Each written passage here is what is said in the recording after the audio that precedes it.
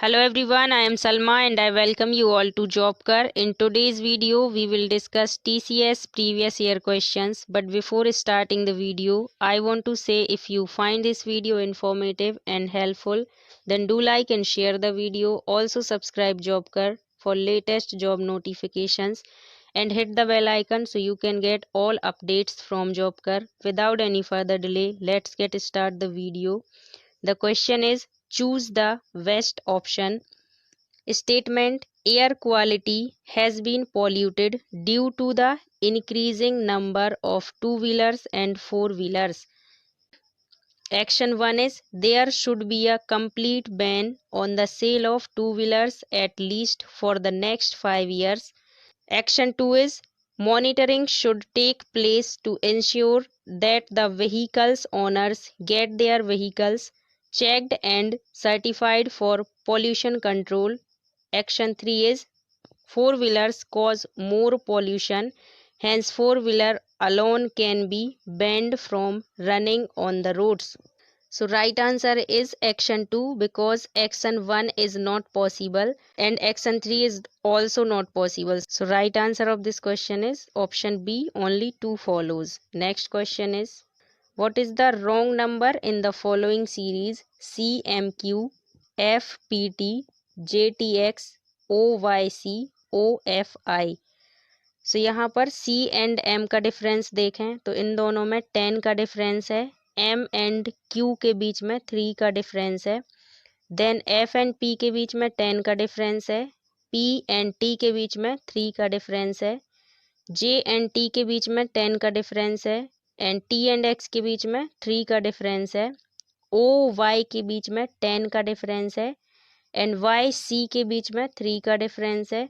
Then यहाँ पर U और F के बीच में 11 का डिफरेंस है एंड F और I के बीच में 2 का डिफरेंस है। सो इस सीरीज में डिफरेंट है UFI. So your answer is option D, UFI is difference in this series. Next question is in the following diagram the triangle stands for male, the circle stands for doctors, the rectangle stands for government employed, the hexagon stands for corona warriors. The numbers in different segments show the number of persons for that segment. So यहाँ पर triangle denotes males, यहाँ लिखेंगे ये है mail का. Then इसके बाद circle denotes doctors, so circle किसको रिप्रेजेंट करता है? डॉक्टर्स को. देन रेक्टेंगल रिप्रेजेंट करता है गवर्नमेंट एम्प्लॉयज़ को एंड जो हेक्सागन है ये रिप्रेजेंट करता है कोरोना वॉरियर्स को. देन इसके बेसिस पर क्वेश्चंस को सॉल्व करना है. So question is how many government employed doctors are corona warriors what are not males. So यहाँ पर इस डायग्राम में वो वाला पार्ट बताना है जो ट्राइंगल के अंडर नहीं आता but circle, rectangle and hexagon के अंदर आता है. सो यहाँ पर 16 एक ऐसा नंबर है जो कि सर्किल, हेक्सागन एंड रेक्टेंगल के अंदर आता है. सो यहाँ 16 is the number which is represent government employed doctor are corona warriors what are not males. So answer of this question is option C, 16. Next question is four friends A, B, C and D have one of the four professions doctor, architect, engineer and lawyer. Each friend belongs to one of the four different cities Chandigarh, Indore, Lucknow and Pune. A is not a lawyer or engineer. The doctor is from Lucknow. D is an architect. So इस question में 4 peoples हैं A, B, C and D. Then इनके professions हैं doctor, architect, engineer and lawyer. So यहाँ है D is an architect. So जो D है उसके जस्ट सामने लिख देंगे ये कौन है? आर्किटेक्ट है. देन इसके बाद D is not from Pune, so ये पुणे से नहीं है. देन यहाँ लिखेंगे D is not from Pune. Then A is not a lawyer, so जो A है उसका प्रोफेशन लॉयर नहीं है. और इसका प्रोफेशन इंजीनियर भी नहीं है। सो ए ना लॉयर होगा ना ये इंजीनियर होगा। देन सी कहाँ से है, इंदौर से है। सो सी के सामने लिख देंगे ये किस सिटी से है, ये इंदौर से है। देन यहाँ पर आर्किटेक्ट फिक्स हो गया, ये लॉयर और इंजीनियर नहीं है। दैट मीन्स ए जो है वो क्या हो जाएगा, डॉक्टर हो जाएगा, because we have only 4 professions. So यहाँ लॉयर और इंजीनियर ये होगा नहीं। सो ए कौन हो जाएगा, डॉक्टर हो जाएगा। एंड इसने कहा क्या है, डॉक्टर लखनऊ से बिलोंग करता है। सो डॉक्टर के सामने क्या आ जाएगा, यहाँ लखनऊ आ जाएगा। देन सी कहाँ से है, इंदौर से है। और ये जो डी है ये पुणे से नहीं है। And we have only 4 cities. So ये कहाँ से हो जाएगा, चंडीगढ़ से हो जाएगा। देन यहाँ पुणे से कौन हो जाएगा, बी पुणे से हो जाएगा। एंड जो पुणे से है वो कौन है, लॉयर है। सो यहाँ पर बी कौन हो जाएगा, लॉयर हो जाएगा। दैट मीन्स बचा सी। सो सी कौन हो जाएगा, इंजीनियर हो जाएगा। सो यहाँ पर जो पजल था उसका सॉल्यूशन कुछ ऐसे आएगा, ए होगा डॉक्टर और ये लखनऊ से बिलोंग करेगा। देन इसके बाद जो बी है उसका प्रोफेशन होगा लॉयर का एंड ये पुणे से बिलोंग करेगा। जो सी है उसका प्रोफेशन आ जाएगा इंजीनियर और ये इंदौर से बिलोंग करेगा। एंड जो डी है उसका प्रोफेशन आ जाएगा आर्किटेक्ट और ये चंडीगढ़ से बिलोंग करेगा। देन इसके बेसिस पर क्वेश्चन को सॉल्व करना है। Which of the following statement is correct about B. So यहाँ पर ऑप्शन 1 है, B is the lawyer and belongs to Chandigarh. So B lawyer है बट ये पुणे से बिलोंग करता है। सो ये यहाँ पर रॉन्ग हो जाएगा। Then option B is doctor and belongs to Pune. No, B is not a doctor, ये भी wrong हो जाएगा। Option C, B is a doctor and belongs to Chandigarh, ये भी wrong है। And option D, B is a lawyer and belongs to Pune. So आपका right क्या हो जाएगा, option D, B is a lawyer and belongs to Pune is right. Next question is, Nihal, Iqbal, Ronit, Malini and Harbhajan in any one of the 5 activities, quiz, singing, dance, debate and mimicry. Ronit participate in singing, Harbhajan does not participate in debate or mimicry, Malini does not participate in mimicry, Iqbal participated in quiz, who participated in the debate. So यहाँ पर total 5 लोग हैं। कौन कौन है, एक है निहाल, इसके बाद एक का नाम है इकबाल, एक का नाम है रोनित, एक का नाम है मालिनी एंड जो लास्ट है वो है हरभजन। देन इनके यहाँ पर 5 एक्टिविटीज़ हैं, like quiz, singing, dance, debate and mimicry. So यहाँ पर है Ronit participate in singing. So यहाँ रोनित के जस्ट सामने कौन सी एक्टिविटी आ जाएगी, सिंगिंग आ जाएगी।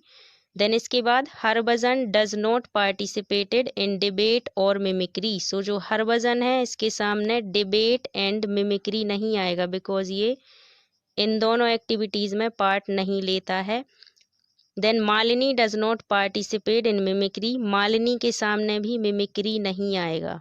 Then Iqbal participated in quiz. So जो इकबाल है उसके सामने क्या आ जाएगा, यहाँ पर क्विज आ जाएगा। देन इसके बाद मिमिक्री में मालिनी एंड हरभजन नहीं होंगे। सो मिमिक्री में कौन आ जाएगा, निहाल आ जाएगा। देन मैं निहाल के सामने लिख देंगे मिमिक्री। एंड जो हरभजन है उसको डिबेट एंड मिमिक्री दोनों नहीं करता। सो इसके पास कौन आ जाएगा, डांस आ जाएगा। सो जहाँ पर हरभजन है उसके जस्ट सामने क्या लिखेंगे, डांस लिखेंगे। एंड सिर्फ एक प्रोफेशन बचा वो है डिबेट। सो जो मालिनी है उसके सामने क्या आ जाएगा, डिबेट आ जाएगा। सो जो पजल है वो यूं बनेगा, निहाल पार्टिसिपेट करेगा मिमिक्री में, इकबाल करेगा क्विज में, रोनित करेगा सिंगिंग में पार्टिसिपेट, मालिनी करेगी डिबेट में पार्टिसिपेट एंड जो हरभजन है वो पार्टिसिपेट करेगा डांसिंग में। क्वेश्चन है who participated in the debate. So debate में कौन पार्टिसिपेट कर रहा है, Malini. So right answer is option सी।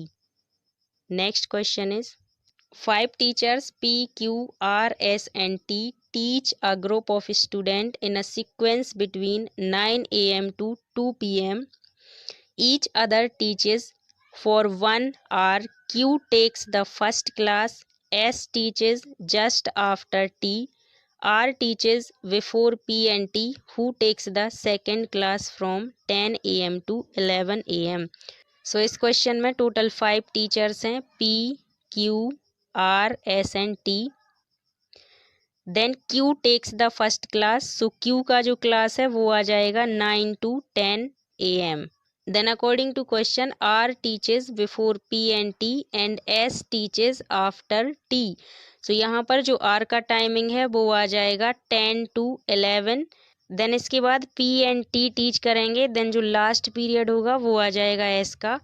सो यहाँ S का जो पीरियड होगा वो हो जाएगा 1 to 2 PM. क्वेश्चन क्या है, who takes the second class for 10 AM to 11 AM. So यहाँ पर आर क्या आ जाएगा, 10 AM to 11 AM वाला पीरियड लेगा. So right answer of this question is option C.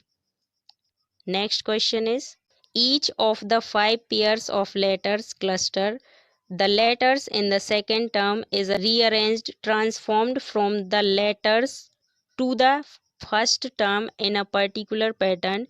In which two pairs has the transformation been done the same.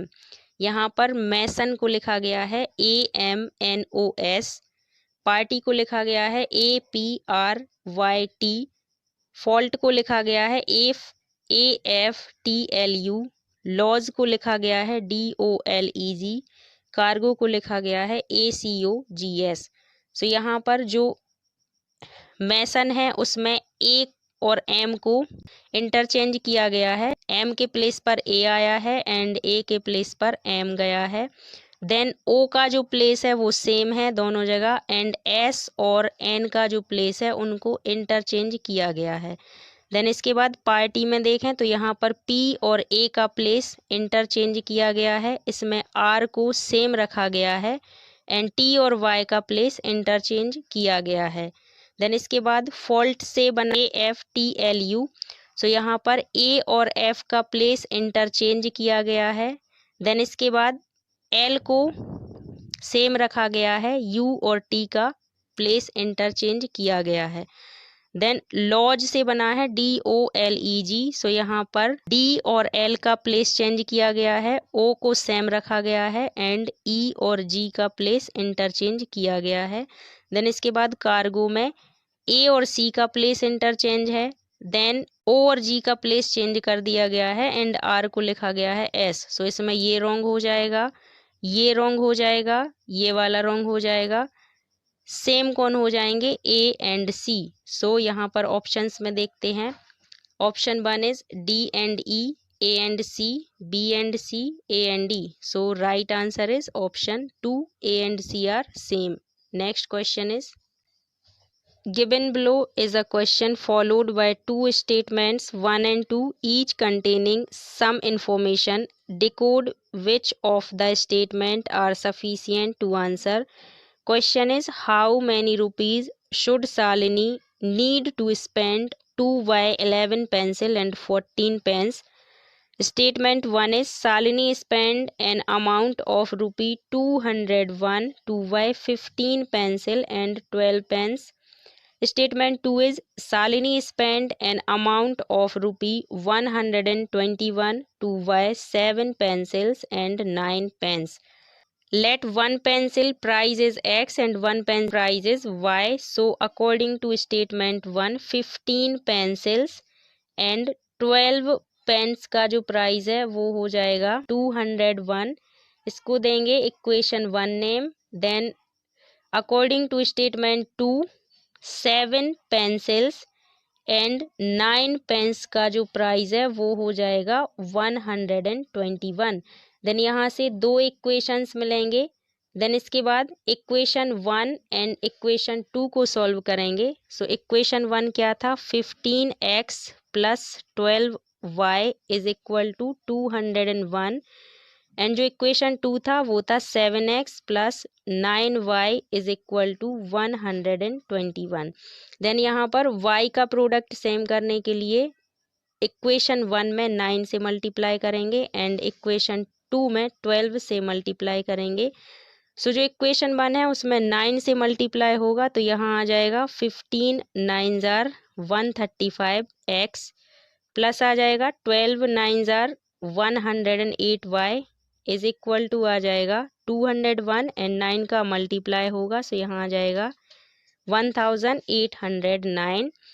And 12 का multiply 7 में होगा तो यहाँ आ जाएगा 84x प्लस आ जाएगा 9 का मल्टीप्लाई 12 से होगा तो यहाँ आ जाएगा 108y is equal to 12 and 121 का मल्टीप्लाई होगा सो यहाँ आ जाएगा 1452। देन इक्वेशन 1 में से इक्वेशन 2 को माइनस करेंगे सो यहाँ पर 100y एंड 100y कैंसिल हो जाएगा। 135 में से 84 को माइनस करेंगे तो यहाँ आएगा 51x इज इक्वल टू 1809 में से 1452 को माइनस करेंगे तो यहाँ आ जाएगा 357। देन यहाँ से x का वैल्यू क्या आ जाएगा 357 डिवाइडेड बाय 51 सो x का जो वैल्यू है वो आ जाएगा 7। देन x का जो 7 वैल्यू आया है वो रखेंगे इक्वेशन 2 में। इक्वेशन 2 क्या था 7x plus 9y is equal to 121। यहाँ x का वैल्यू रखेंगे 7 प्लस आ जाएगा 9y इज इक्वल टू आ जाएगा 121। यहाँ 49 आएगा plus 9y is equal to आएगा 121। Then 9y is equal to आ जाएगा 121 माइनस 49 सो इसमें से जब 49 माइनस होगा तो यहाँ आ जाएगा 72। सो y का जो वैल्यू है वो आ जाएगा 72 डिवाइडेड बाय 9 सो y का वैल्यू मिलेगा 8। देन यहाँ पर x का वैल्यू आया 7 so price of 1 pencil is 7 and y का वैल्यू आया 8 so price of 1 pen is 8। Then price of 11 pencils क्या आ जाएगा 11 मल्टीप्लाई 7 सो 77 आ जाएगा 11 पेंसिल्स का price. Then price of 14 pens क्या आ जाएगा 14 मल्टीप्लाई 8 सो जो 14 पेन्स का प्राइस है वो आ जाएगा 112। So we can say we can find the value of 11 pencils and 14 pens by using statement 1 and 2 together.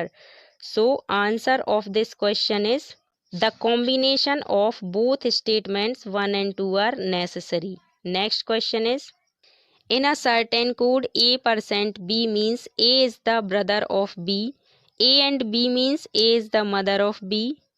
A@B means B is the daughter of A is the daughter of B. $B means A is the father of B and A#B means A is the sister of B. If $Z%U and H#N@T, how is T related to U? So यहाँ according to question $Z का meaning क्या है K is father of Z। So यहाँ जो K है वो हो जाएंगे Z के फादर। Then Z%U means Z is brother of U so जो Z है वो हो जाएगा U का brother. Then U and H means U is the mother of H so यहाँ पर जो U है वो H की मदर हो जाएंगी। Then H#N means H is sister of N so H की सिस्टर कौन हो जाएंगी N हो जाएंगी। Then N@T means N is daughter of T so जो T की डॉटर हैं वो कौन हो जाएंगी N हो जाएंगी। दैट मीन्स ये जो T हैं वो हस्बैंड हो जाएंगे किसके U के। सो यहाँ U and T husband and wife हो जाएंगे। देन क्वेश्चन क्या है how is T related to U so T is the husband of U so answer of this question is option B. Next question is a statement is followed by two assumptions numbered 1 and 2. Consider the statement and decide which of the given assumption is or implicit in the statement. Statement Various governments across the world have issued strict guidelines for the public to wear masks and wash hands regularly to safeguard their health during COVID-19 pandemic. Assumptions Assumption 1 in COVID-19 pandemic is a serious health issue. Assumption 2 is there are always ways which people can save themselves from COVID-19 pandemic. So there are option 1 and option 2 both are implicit. So answer of this question is option B both 1 and 2 are implicit. Next question is 5 friends A, B, C, D, E are sitting in a line facing north. Who is sitting exactly in the middle? Statement 1 is C is sitting between A and B. E is at the fourth place to the left of B. Statement 2 is E is sitting to the immediate left of D. C is to the immediate left of B. सो यहाँ पर total 5 peoples हैं जो कि north face करके बैठे हुए हैं. सो यहाँ पर डायग्राम कुछ यूं बनेगा, यहाँ पर 5 पीपल्स आ जाएंगे. देन इसके बाद C is sitting between A and B. E is at the fourth place of the left of B. सो यहाँ ये वाला क्या हो जाएगा, राइट, एंड जो ये है ये साइड कौन सा हो जाएगा, लेफ्ट. सो यहाँ पर जो B है वो आ जाएगा राइट में. देन इसके बाद इसके फोर्थ लेफ्ट में कौन आएगा, यहाँ पर आ जाएगा E. देन C is sitting between A and B. So C कहाँ आ जाएगा, यहाँ आ जाएगा. देन A कहाँ पर आ जाएगा, इस प्लेस पर आ जाएगा. सो क्वेश्चन क्या था, who is sitting exactly in the middle? So with statement 1 we can say A is sitting in the middle. So answer of this question is statement 1 alone is sufficient. Next question is, in a certain code K star N means K is brother of N. K plus N means K is the husband of N. K multiply N means K is the mother of N, and K divided by N means K is the sister of N. Then which of the following expressions means C is the daughter of Y? Option 1 is Y plus R multiply C star H divided by V. So यहाँ statement 1 से देखें, Y plus R का meaning क्या है, Y is husband of R. सो यहाँ जो Y है वो R का हस्बैंड हो जाएगा. देन इसके बाद R मल्टीप्लाई C का मीनिंग क्या है, R is mother of C. So जो R हैं वो C की मदर हो जाएंगी. देन C स्टार H का मीनिंग है C is brother of H. So यहाँ पर जो C है वो H का ब्रदर हो जाएगा. देन इसके बाद H डिवाइडेड बाय V का मीनिंग है H is sister of V. So यहाँ पर जो H हैं वो V की कौन हो जाएंगी, सिस्टर हो जाएंगी. एंड यहाँ पर V का कोई भी जेंडर डिसाइड नहीं है. सो ऑप्शन ए से क्या मिलेगा, Y is the son of C. So this is wrong. Option 2 is Y plus R multiply H divided by C star V. So यहाँ Y प्लस R का meaning क्या है, Y is husband of R. Then R multiply H का meaning है R is mother of H. H divided by C का meaning है H is sister of C. So यहाँ पर H C की सिस्टर हो जाएंगी. एंड C स्टार V का मीनिंग है C is brother of V. So यहाँ पर जो C है वो V का ब्रदर हो जाएगा. देन अगेन C का जेंडर डिसाइड नहीं है. Then with option B we can say C is the son of Y. So this is also wrong. Option C is Y plus R multiply H star C divided by V.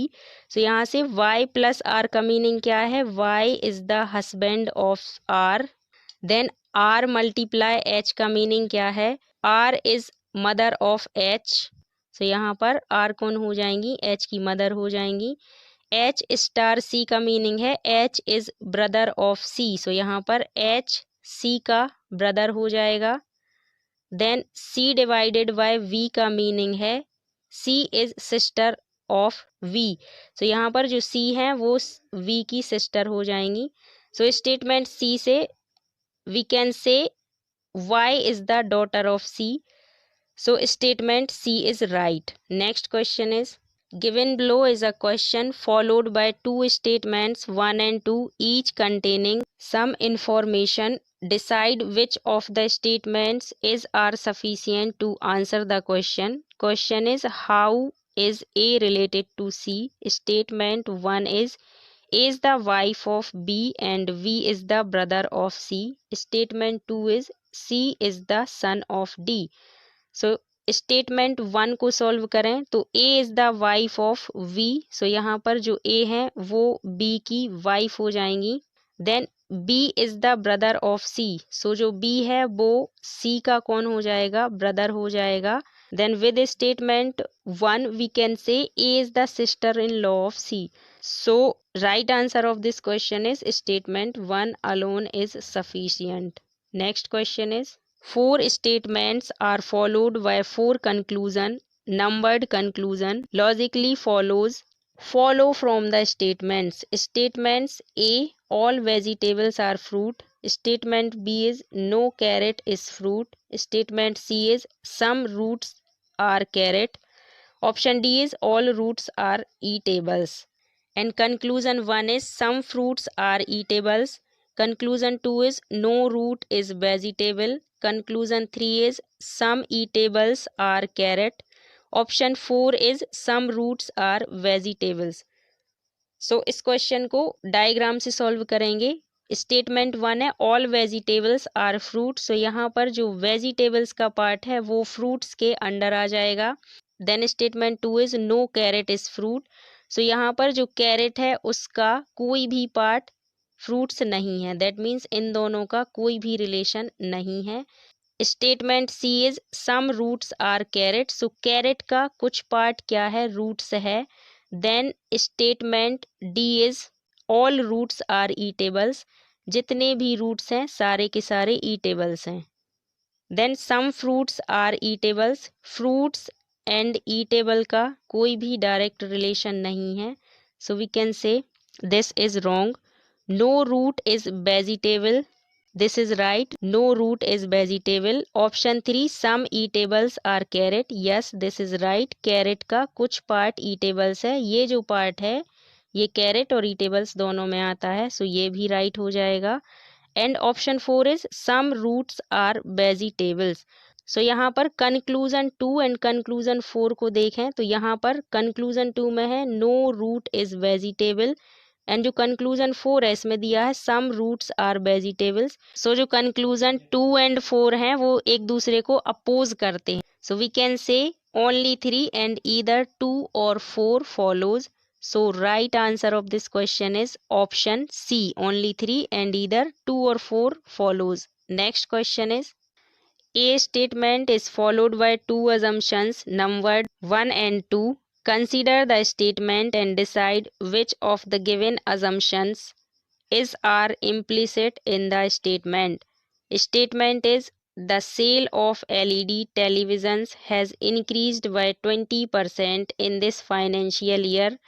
Assumption 1 is there was hardly any sale of LED televisions in the previous year.